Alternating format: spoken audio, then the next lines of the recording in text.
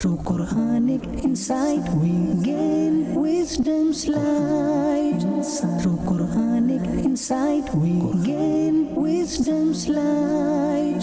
Illuminating our path to what is right. Illuminating our path to what is right.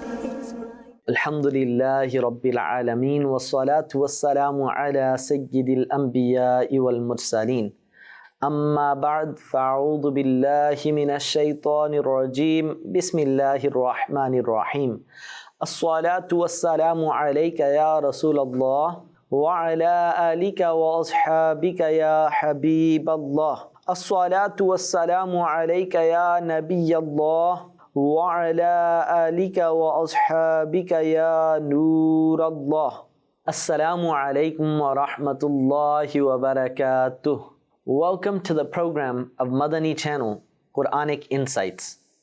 In the previous episode, we discussed the topic, the status and rights of women in Islam, selected from Surah An-Nisa. We talked about the oppression inflicted upon women before Islam, the status given to women in Islam, and the various rights women received because of Islam. In today's episode, we'll continue this discussion, focusing on the rights of a woman as a mother. What was the status of mothers before Islam? What honor did Islam bestow upon mothers? What rights did Islam secure for mothers? And much more. Let's begin our episode by presenting the excellence of durood. The Holy Prophet ﷺ said, "Whoever sends one durood upon me, Allah Almighty sends 10 mercies upon him and writes 10 good deeds in His book of deeds."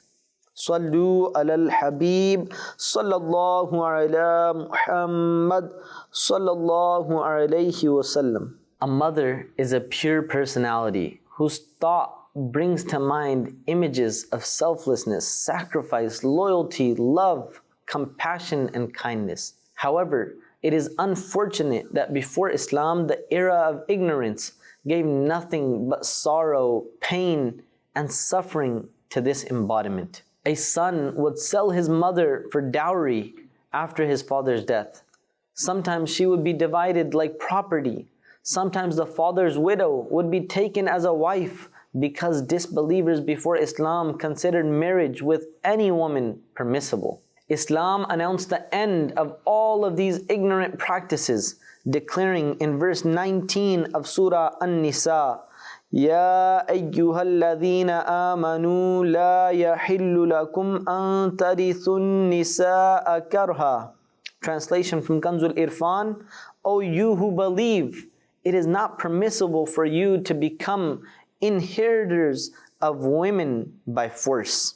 Before Islam, not only were mothers deprived of inheritance, but the people would also take away their wealth, forcing them to live as mere property and moving them from one place to another.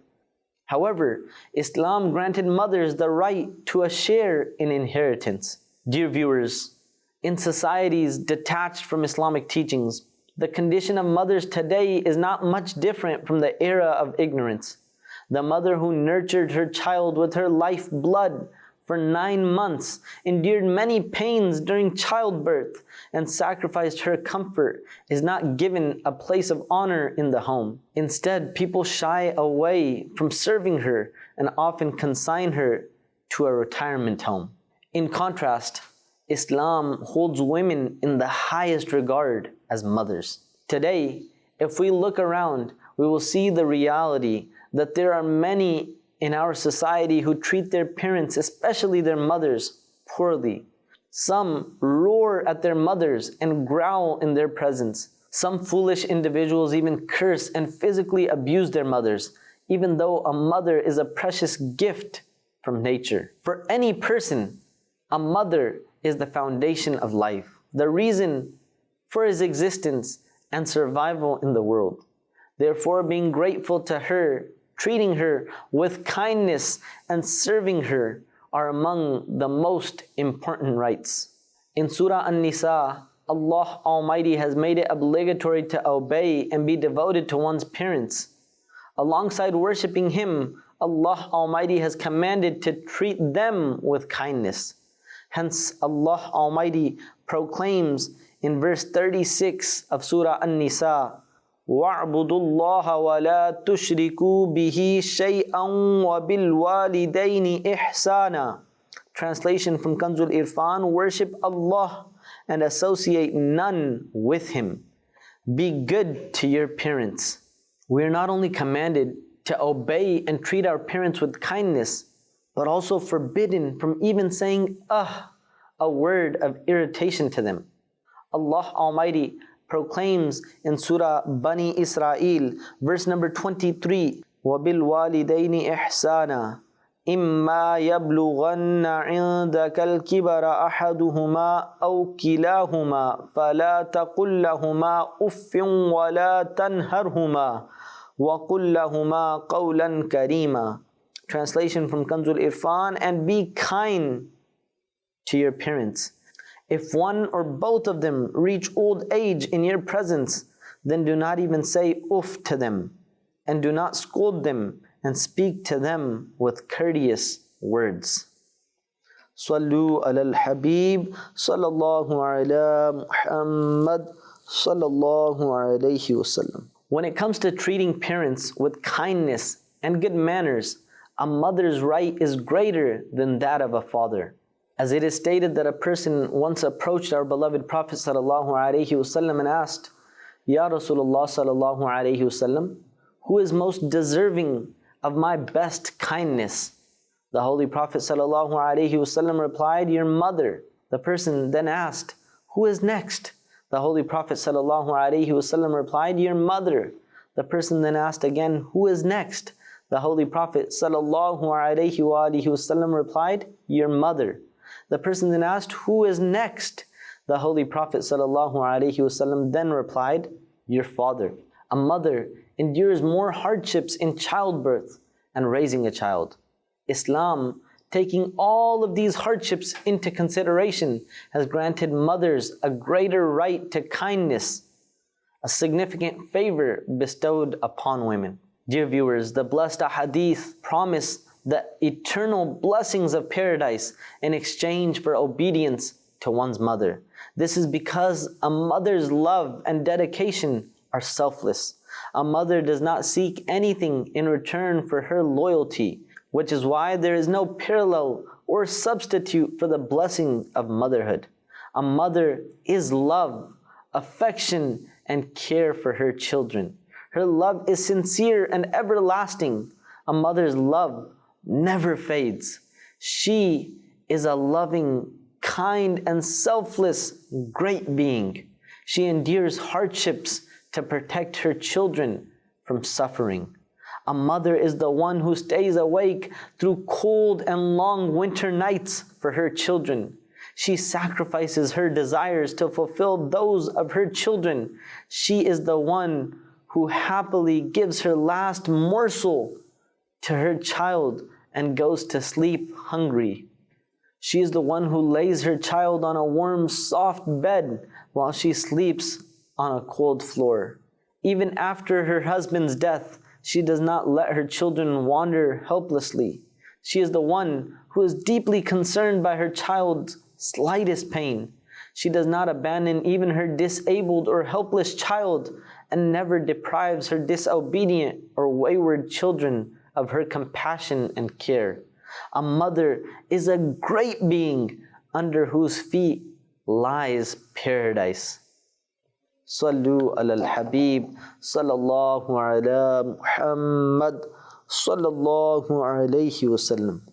Dear viewers, in childbirth and raising a child, a mother makes many sacrifices. Referring to these sacrifices, Allah Almighty proclaims in verse 15 of Surah Al-Ahqaf, وَوَصَّيْنَا الْإِنسَانَ بِوَالِدَيْهِ إِحْسَانًا حَمَلَتْهُ أُمُّهُ كُرْهًا وَوَضَعَتْهُ كُرْهًا وَحَمْلُهُ وَفِصَالُهُ 30 شَهْرًا. Translation from Kanzul Irfan, and we commanded man to be kind to his parents. His mother carried him laboriously and gave birth to him laboriously. And the carrying of the child and his weaning duration is 30 months. A mother carried her child in her womb for 9 months, enduring weakness upon weakness, and then gave birth. After that, she spent 2 years weaning the child. All of this is a sacrifice for her child. This is why paradise is placed under the feet of mothers. In the displeasure of a mother lies the displeasure of the Almighty, and in the pleasure of a mother lies the pleasure of the Almighty. The Quran and Hadith emphasize treating mothers with kindness and good behavior. Children have been given clear guidance where even slight neglect can lead to destruction. The blessed Hadith state that those who disobey their parents will be deprived of paradise. Dear viewers, Islam emphasizes children to be dutiful towards their mothers and to treat them with kindness. Islam gives glad tidings of great reward for showing love by looking at the faces of the parents. As our Holy Prophet sallallahu alaihi wasallam has advised, when children look at their parents with mercy, Allah Almighty records the reward of an accepted Hajj for each glance. The holy companions alayhim ridwan asked, Ya Rasulullah sallallahu alaihi wasallam, even if they do it 100 times a day? He sallallahu alaihi wasallam replied, yes, Allah is the greatest and pure. Subhanallah. Sallu ala al-Habib sallallahu ala Muhammad sallallahu alayhi wasallam. Our pious predecessors not only taught us to respect our mothers verbally, but also demonstrated their respect through their actions. For instance, once Sayyidina Abdullah ibn Aun rahmatullahi alayhi replied in a slightly elevated voice when his mother called him. So he subsequently freed 2 slaves in expiation for it. Allahu Akbar. Our pious predecessors rahimahumullah set the highest examples of obedience to mothers. For example, Sayyidina Bayazid Bistami rahmatullahi alayhi states, on a harsh winter night, my mother asked me for water. I went to bring a glass of water, but she had fallen asleep when I came. Thinking it inappropriate to wake her, I stood there for quite a while with the glass waiting to offer her water. In the meantime, some water spilled over my finger and froze, turning into ice. Anyway, when my dear mother woke up, I offered her the glass of water. My finger had stuck to the glass because of ice. As I detached my finger from the glass, its skin came off, causing bleeding. My mother looked at it and asked, what is this? When I related the entire incident to her, she stretched out her hands and prayed, Oh Allah, I am pleased with him, so you too remain pleased with him. Subhanallah. Dear viewers of Madani Channel, a mother is nothing less than a precious asset and a great blessing in the life of her children. The rights of a mother over her children are numerous. Islam has outlined many rights of a mother, which are too many to list comprehensively. However, we will mention a few of these rights. Before Islam, the rights of mothers were often suppressed and they were deprived of their inheritance. The enlightened teachings of Islam formally established their inheritance rights. In Surah An-Nisa, verse 11 to 12, different prescribed shares for mothers in various situations are clearly outlined. If a mother needs anything, it should be fully taken care of. In fact, it is a duty upon the children, because when they were young, it was the mother who took care of their every need. Similarly, the religion of Islam encourages children to fulfill obligations on behalf of their mother after her passing, to give charity on her behalf, and to perform Hajj and Umrah for her.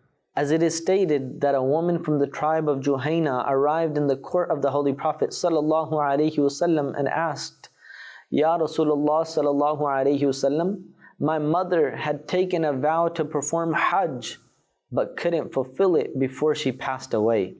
Can I perform Hajj on her behalf? The Holy Prophet sallallahu alayhi wasallam replied, yes, perform Hajj on her behalf. Had there been a debt on your mother, you would have repaid her debt, wouldn't you? So pay Allah Almighty's right, as He has more right to be paid. Sallu ala al-Habib sallallahu ala Muhammad sallallahu alayhi wasallam. One of the rights of a mother over her children is that they pray for her. As the Almighty proclaims in the Holy Quran, verse 24 of Surah Bani Israel, وَقُلْ رَبِّ ارْحَمْهُمَا كَمَا رَبَّيَانِي صَغِيرًا. Translation from Kanzul Irfan, and say, O my Lord, have mercy on them as they raised me when I was a child. We should include this in our daily routines, to pray for our parents, and we should pray for their health, well-being, faith, and safety. If they have passed away, we should pray for their comfort in the grave, protection from the trials of Judgment Day, forgiveness without accountability, and entry into paradise. One should express gratitude to the parents, especially the mother. Allah Almighty proclaims in verse 14 of Surah Luqman, Anishkur li wali walidayka. Translation from Kanzul Irfan, be grateful to me and your parents. The most generous Almighty is the one who has given us blessings, and logic tells us that it is obligatory to thank the giver of blessings. Among the blessings bestowed by the Almighty are our parents. Through our parents, the Almighty bestows His favor upon us and grants us the blessing of life. Our very existence depends on them. Therefore, parents are a blessing from the Almighty, and also the means through which the blessing is given. Therefore, it is essential to first thank the Almighty for blessing us with parents, and then to express gratitude to our parents for being the reason we have the gift of life.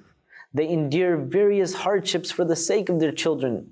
It is the children's duty to reciprocate by being kind to them and to honor these blessings by expressing gratitude to their parents, especially their mother. al-Mu'mineen Sayyidatuna Aisha Siddiqa radiyallahu anha states, I asked the Holy Prophet sallallahu alaihi wasallam, who has the greatest right over a man? He sallallahu alaihi wasallam replied, his mother. Expressing gratitude to your mother isn't just about words. It's about having respect for her in your heart, showing kindness through actions, and fulfilling her rights. One of a mother's rights is that her children should not raise their voices in her presence and should always show her the utmost respect. The most generous Almighty commands us to speak to them with honor and respect and to adopt humble behavior in their presence. Kindness and respect towards parents should come from genuine love and affection. Dear viewers, we can fulfill the rights of others, but no matter how many efforts we make, we can never fully repay the rights of a mother. A holy companion asked the Holy Prophet sallallahu alaihi wasallam, Ya Rasulullah sallallahu alaihi wasallam, in one path there was such hot stones that if meat were placed on them, it would turn into roasted meat. I have carried my mother on my shoulders for 6 miles. Am I now free from fulfilling her rights? The Holy Prophet ﷺ replied, the pain she endured during your birth, perhaps one of those pains could be repaid. Allahu Akbar. From this narration, we learn that parents, especially mothers, should be treated with kindness and goodness, and obedience to them should always be maintained.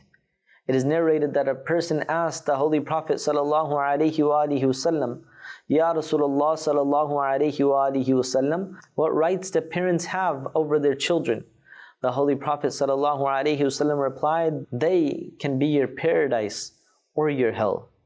Dear viewers, if we truly want to keep our mothers pleased, and surely everyone desires this, then let us choose companionship where respect for a mother is taught, where honoring and revering a mother is taught, and where we are encouraged to avoid saying in front of our mother. Undoubtedly, such companionship can be found in the religious environment of Dawat-e-Islami. Therefore, connect yourself with Dawat-e-Islami so that you may attain goodness in this world and the hereafter. Dear viewers, in continuation of the topic, the status of women in Islam and their rights, today we discussed the rights of a woman as a mother. We explored the pre-Islamic status of mothers, the honor bestowed upon mothers through Islam, lessons on serving mothers in Islam, rights granted to mothers through Islam, and more from Surah An-Nisa. May Allah Almighty accept our endeavors. Inshallah, we'll be back in the next episode with a new topic. Until then, keep watching Madani Channel. Sallu ala al-Habib sallallahu ala Muhammad sallallahu alayhi wasallam.